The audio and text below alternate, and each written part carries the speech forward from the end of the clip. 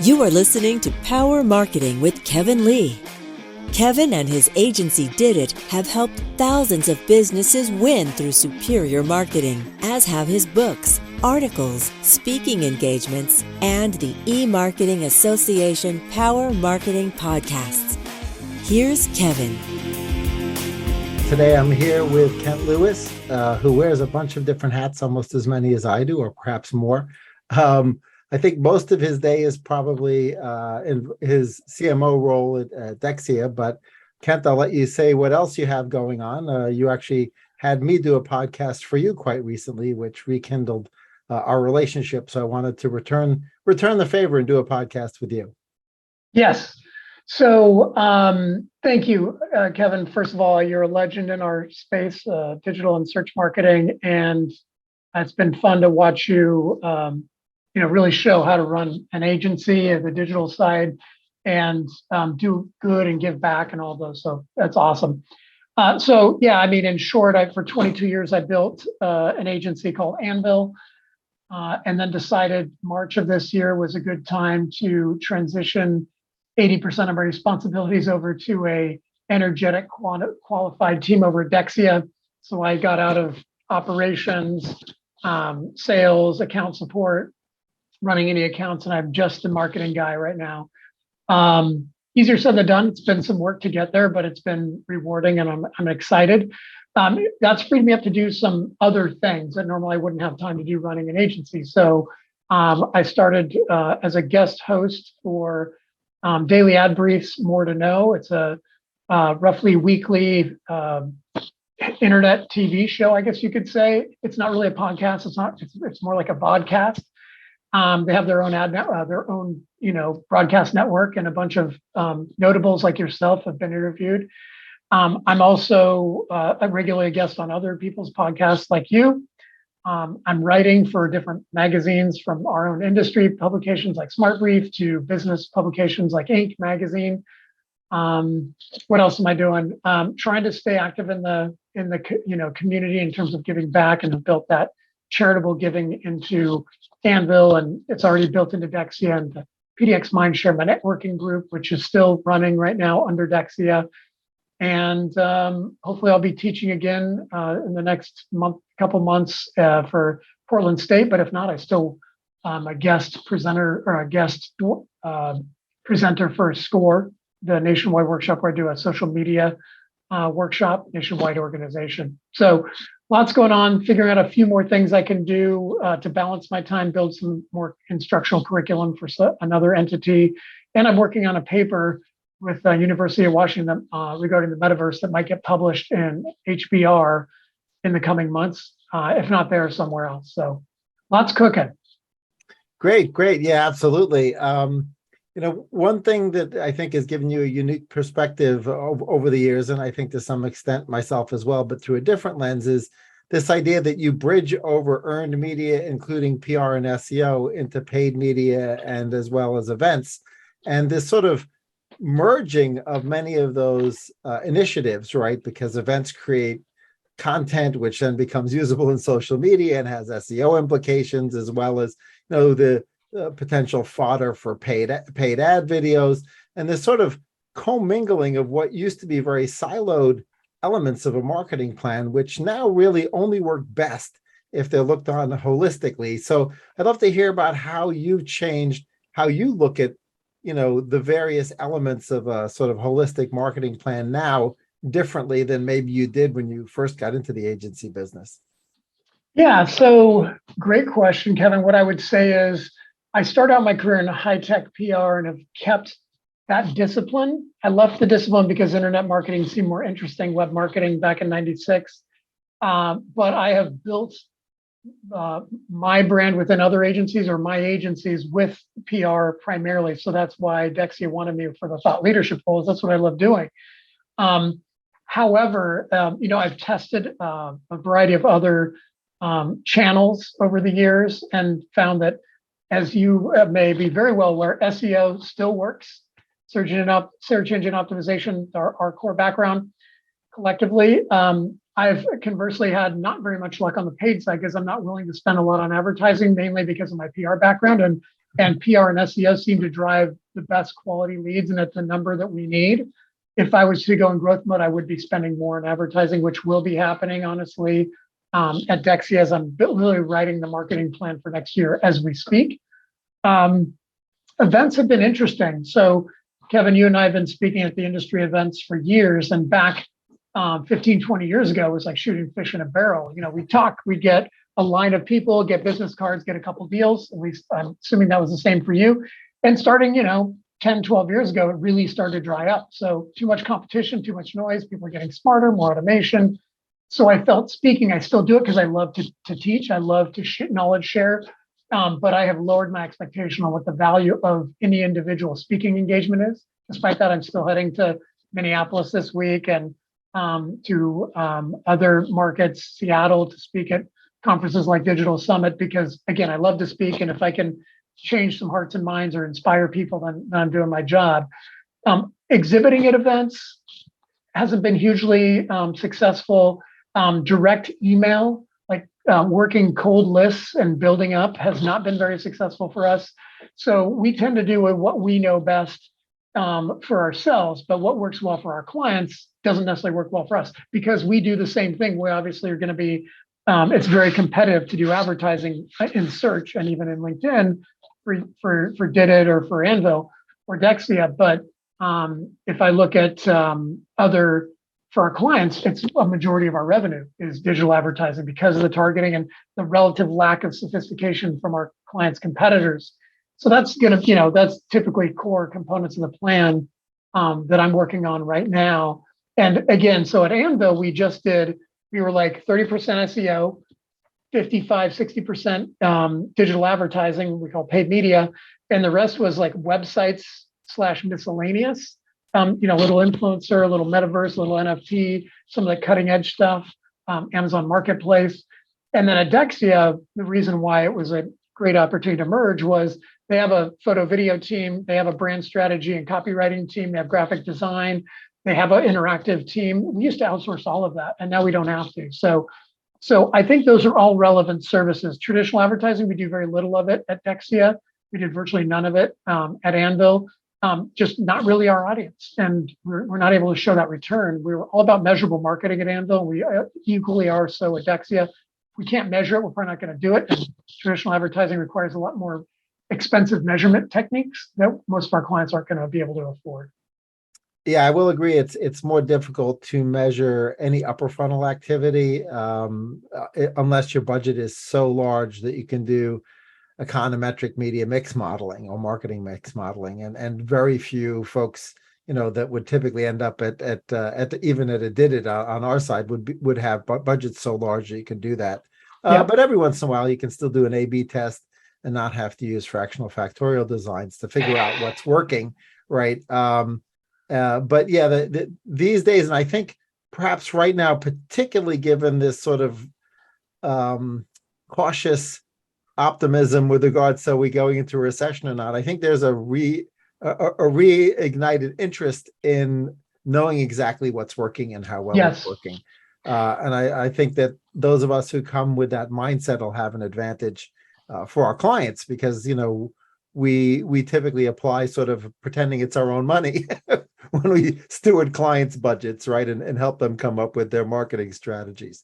Yeah, so it's going to be fascinating to see how this next year evolves at the macro level with regards to where budgets go. Well, I agree with you, and I've been through since 96. I've been through, I think, is it 3 recessions or 2 if you include 2001, which was just upended everything. But probably 3, 01 or 99, 08, and then COVID.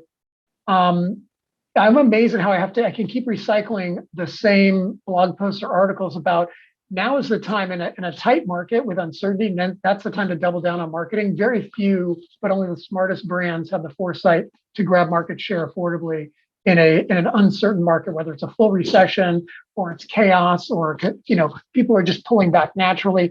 That's a good time to double down if you have the resources.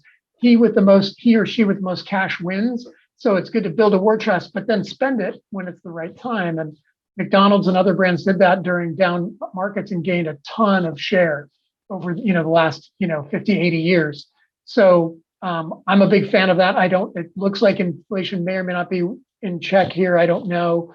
We'll see. But my secrets to surviving that as an agency owner has been make sure your team and your clients are focused on the right things. So is it automatically cost cutting? Well, ideally, you should have already had really tight financials. Nothing really proves that more than where else can we keep pulling from? The other is ramping up sales and marketing, not winding it down. If you circle the wagons, you're just in defensive mode. I just think it's just you're wasting your time, But there's a reality of having budgets and then those getting taken away or frozen, and you got to get creative. Absolutely.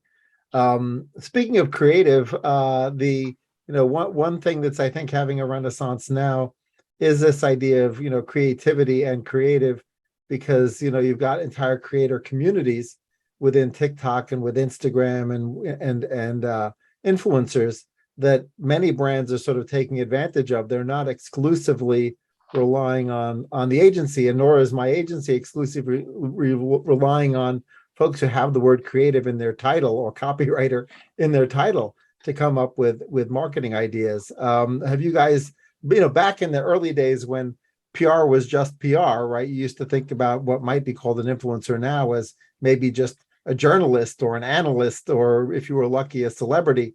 Obviously, this has now turned into its own animal, right? Influencer marketing, where a lot of it is pay for play, but not all of it, because they obviously sometimes things will still catch the attention of influencers. So this sort of renaissance of creativity and creative, I think dovetailing in with the influencer marketing is really interesting. We've been delving into some of those areas and trying to figure out how to do it where we can be equally confident that the money will be well spent, right? Have you guys also delved into the influencer category? Yeah. So I originally, I'll be honest, having worked with viral marketing 25 years ago, and any iterations of that, and influencer marketing feels a lot like that, of that ilk of creative ways to get the brand out there and build credibility quickly, or just build sales. I went in 3 years ago into exploring influencer marketing seriously for our clients. And I went in with the mindset when I wrote an article, a series for SmartBrief, that it doesn't really work, that COVID was going to prove that it doesn't really work. And in my research, I quickly realized that it does work, and there is a place for it. Now, there are a lot of concerns about legal, ethical, moral, disclosures and privacy, and how these people are taking money, how they're sharing, how they're compensated, the type of products they represent. And I acknowledge that, but then I quickly moved on. If you can find true customers or even influencers that are truly passionate about your product, it is an absolutely a huge opportunity. So 2 years ago, I was recommending to our clients, look at the long game with influencer marketing. These are your evangelists. They're ambassadors. It should be authentic. It should be a true relationship. It's not a pay to play, a one-off, two-off thing. And I've seen some brands do really, really smart things with influencers over the years. But I've found, Kevin, that it's been an exception to the rule of kind of abusing the opportunity, and influencers mostly abusing the brands. And I still have a little tiny distaste for it. But when it's done well, it can be exceptionally powerful. Right. Well, it'll be fascinating to watch it evolve now that the Federal Trade Commission is getting even more cognizant of the fact that things need to be properly labeled when there are when they are in fact compensated, whether it's an affiliate-based compensation or any other compensation. So we still see situations just out in the wild when we're consuming content where we see stuff that probably isn't properly labeled or acknowledged, and we'll have to see what headwind the regulatory infrastructure sort of places on the influencer marketing category. Yeah, it's a great question. I guess when I look at influencer marketing as a category overall, I guess I could say I'm optimistic. And in fact, we've talked about this, Kevin, in the past, but just this, the loss of third-party data, I think puts more opportunity for influencers. I still think we need better disclosures and better tracking and smarter moves within the influencer category. But when I think of my hot button 4 years ago and 5 years ago was like omni-channel marketing. And I feel like influencers have definitely been on the outskirts of that. I think a good influencer program will be folded into omni-channel, along with a few other channels that have been considered, kind of hokey or experimental, including even marketplaces, the Amazons and Targets and all of that, because now they have that first party data, and you need to be able to, brands are looking for other channels. But I'm optimistic more than ever about what influencer marketing can do. I'm also intrigued because usually affiliate marketing goes in hand with as a compensation model. I'm a big fan of pay for performance rather than pay for clout. And I think having influencer marketing or a loyalty program in place is essential for brands to have that foundation on which to build. Not to turn around, but I would love to get your take on that because we haven't really talked about that. Yeah, I think I agree with you that certainly performance-based packages with regards to the influencers at the micro level make the most sense, right? There's still this sort of weird Venn diagram where you cross over from influencer marketing into celebrity endorser. Oh, right? yeah. And so exactly where that line starts is not entirely clear, right? Because it may be different by industry category or even down to the individual, right? When you start to think about the sports category, for example, right? And the extent to which you may be able to get a sports individual, right? Which may not be a heavy hitter sports individual, but, they may be retired or whatever, but maybe they like your product or they like your service and you just either came across them out of serendipity. And, maybe they have reach, maybe they don't, right? And this is where, because I'm thinking through this alongside you, right? Because I'm thinking through, well, in those cases, it's less about the influencer's reach and it's more about the influencer's clout, right? And so if I'm more interested in having them actually take the place of what would have been a paid actor in a commercial or in an infomercial, right? It's sort of like a VSL, a video sales letter style infomercial, but I have the opportunity to take somebody who comes with a little bit of clout and it's authentic.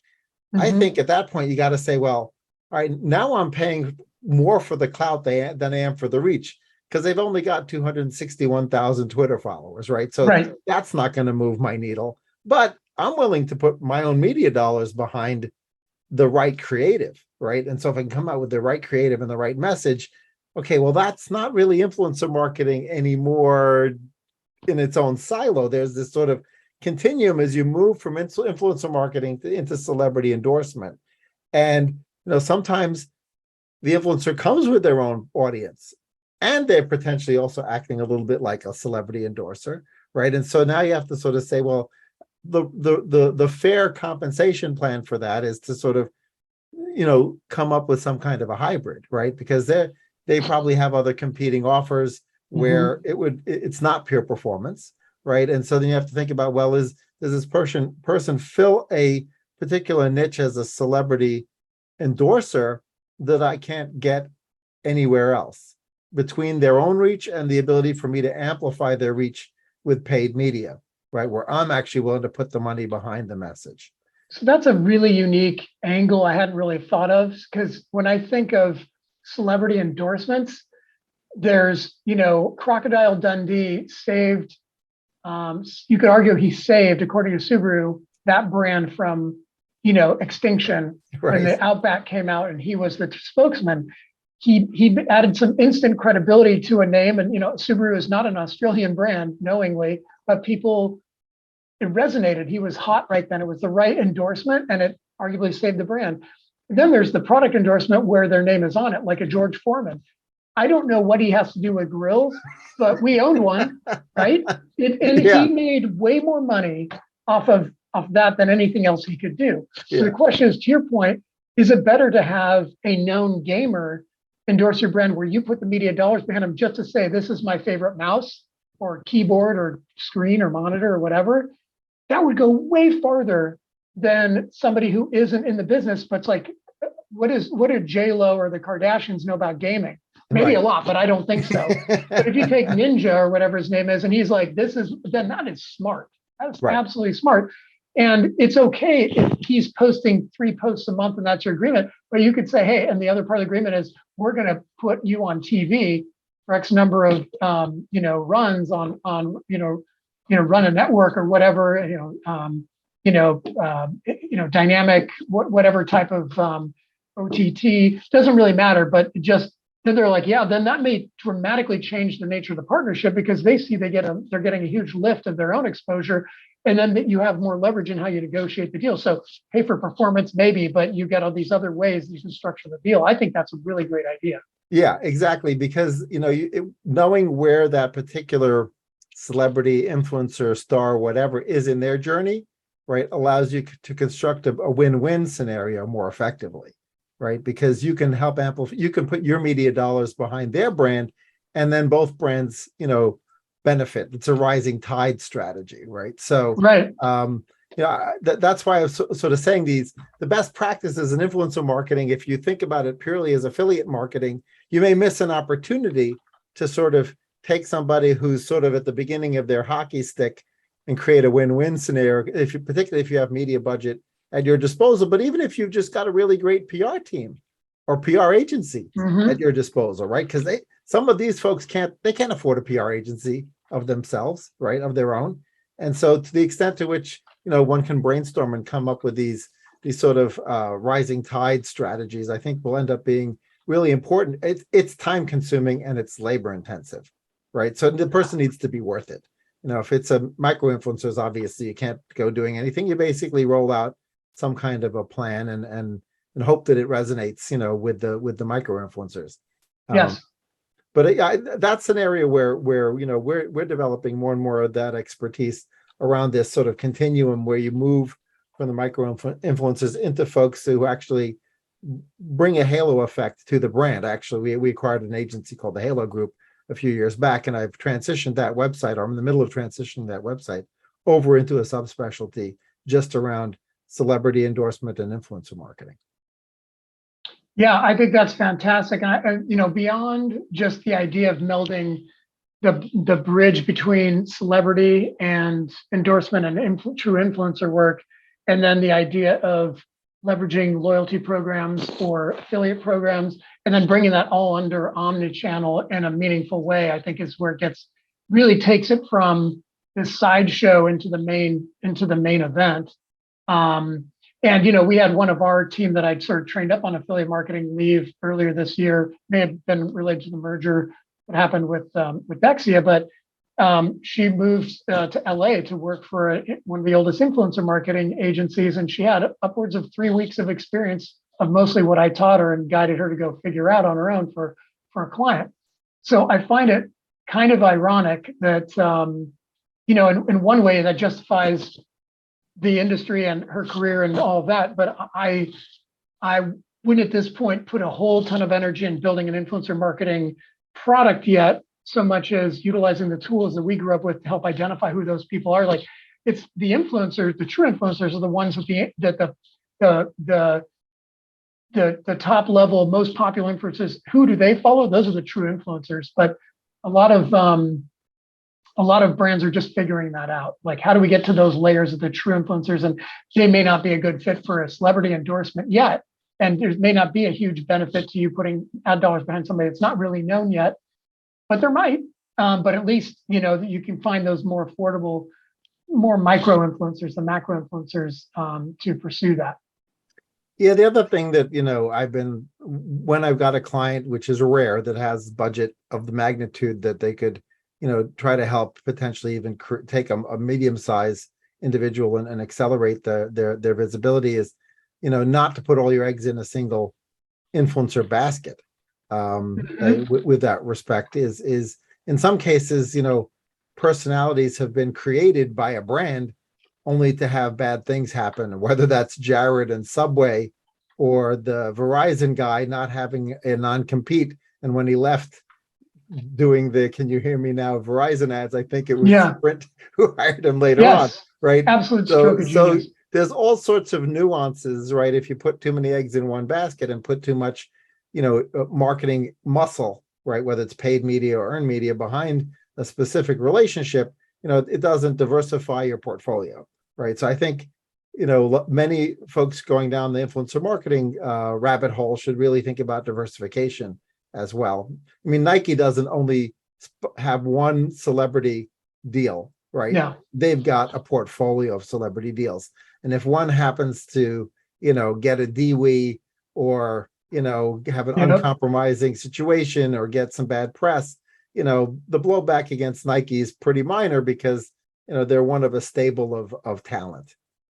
Exactly right. And it's ironic because I just saw an email, arguably a spam email, unsolicited from an affiliate marketing network that just hit my inbox as we were talking. I just thought that was funny to show. I don't remember honestly getting very many of those. So it just seems like you knew how to pick a timely topic. Right.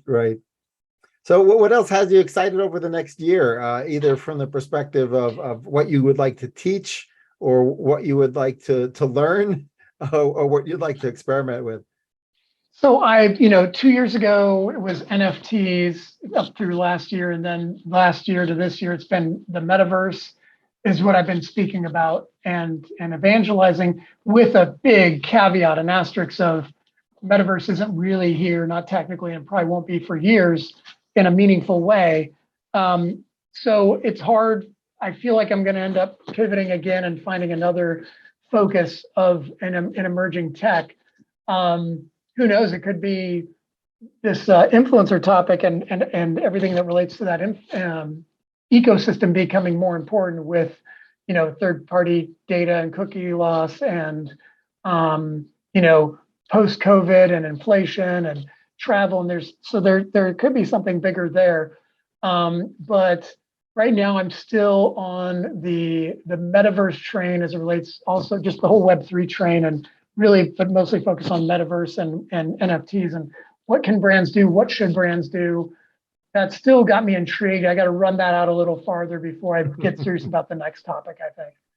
Yeah, I mean, it may not be metaverse, the way Zuckerberg would define metaverse, but I do think that when you look at virtual products in a gaming environment, as well as virtual placements and virtual sponsorships of influencers within these environments, I think that's really fascinating, right? When you think about Minecraft and Roblox, for example, right? Mm-hmm.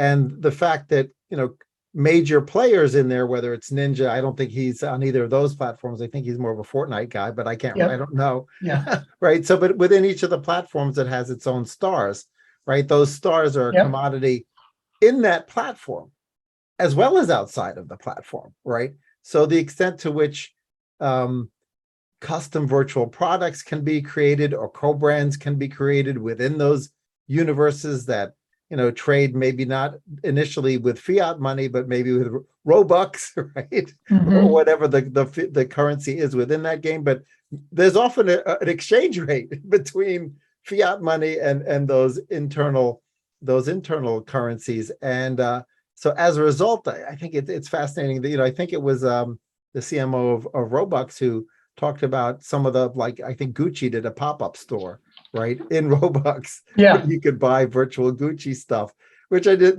that's sort of, the ultimate definition of a brand is, would I still want to wear that brand if it had no physical manifestation at all, right? I'm willing to pay exclusively for the name without any product. And so that's really interesting from both a branding perspective, but also from an influencer perspective. And I think that's the area of the metaverse where marketers may see some traction earlier on, and where they should probably be experimenting. As to things that are blockchain powered, whether it's, currencies or tokens or DAOs, I still feel like, placing bets there, certain brands might want to do it, but I think it's more speculative.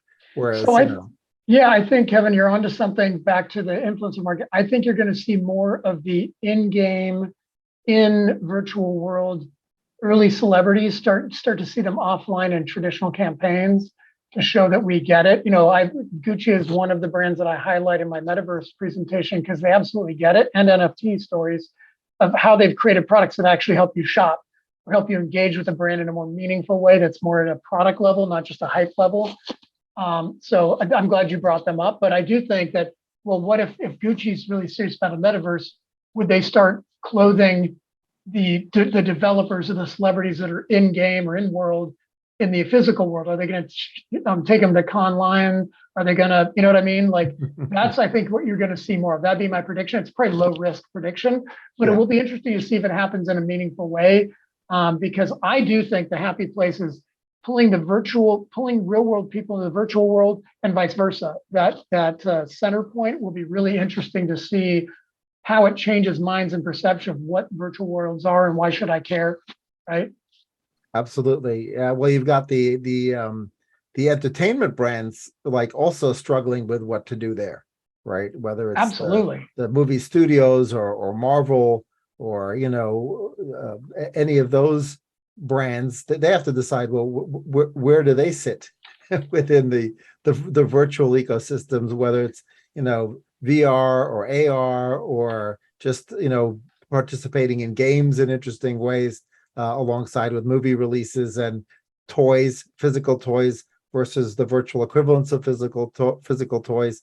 Maybe the next set of collectible physical toys will have a blockchain with a smart contract associated with it, so you'll be able to prove the authenticity of that movable GI Joe doll because it's got a unique place on the blockchain, right? It's basically you sell the GI Joe with the GI Joe NFT at the same time, right? And that was kind of my summary of my NFT presentations from last year. Was that the happy place is that a digital product, an NFT, it's either the representation or the clone of the physical world, or that better yet adds value to that physical world asset, rather than the other way around. Let's take a physical world thing and replicate and try and get you excited about. I'm sorry, separating them and like, here's the online stuff only. It doesn't really connect to the real world. There's no sense of community built behind it. It doesn't add utility. That's my takeaway from my metaverse presentation. There's a lot of garbage out on this early metaverse iteration of PR stunts that add no utility. Why do I want to order Domino's to the metaverse? Because so it takes me 30 more steps than if I call them or use the app. Makes no sense. Why do I build a virtual sandwich for Jimmy John's unless they're going to pay me to do it? So I think they're still trying to figure this stuff out, but I think you get it. And I think that combination of the celebrities in those spaces that are becoming influencers, getting early, making sure they're aligned with their brand, and bring them into the fold of your overall marketing. I think I hope to see more of that in the future, to be sure. Well, parting thought on my side is I'm just so glad that the ecosystem continues to move at 300 miles an hour, because it makes it super exciting to get up every day, right? Because you just never know how you're going to be able to glue things together in fun ways for clients to move the needle for them. Yeah, 100%. So, Kevin, you and I will be there for the brands that are interested in getting some guidance on doing it right. And then if they don't, then we'll just write about them and how they screwed up. Yep, absolutely. No, but I don't like to throw cold water on folks even when they screw up, because I'm glad to see they're experimenting, to be honest, right? I mean, it's the brands that you wouldn't see experimenting that those are the ones I'd like to call out, the ones who should be out there, trying new things. I mean, obviously, if they make a completely, dumbass move, maybe they deserve to be called out. But I'm just glad to see that everyone's experimenting. Absolutely. I 100% agree. Great. Well, let's keep in touch. Thanks so much for joining me, and we'll talk soon. Kevin Lee's Power Marketing is available on all your favorite podcast networks. Kevin loves helping businesses excel at marketing. Having marketing challenges? Just like Santa in The Miracle on 34th Street, if Kevin can't help you, he'll know someone who can. Find him on LinkedIn, subscribe, or follow.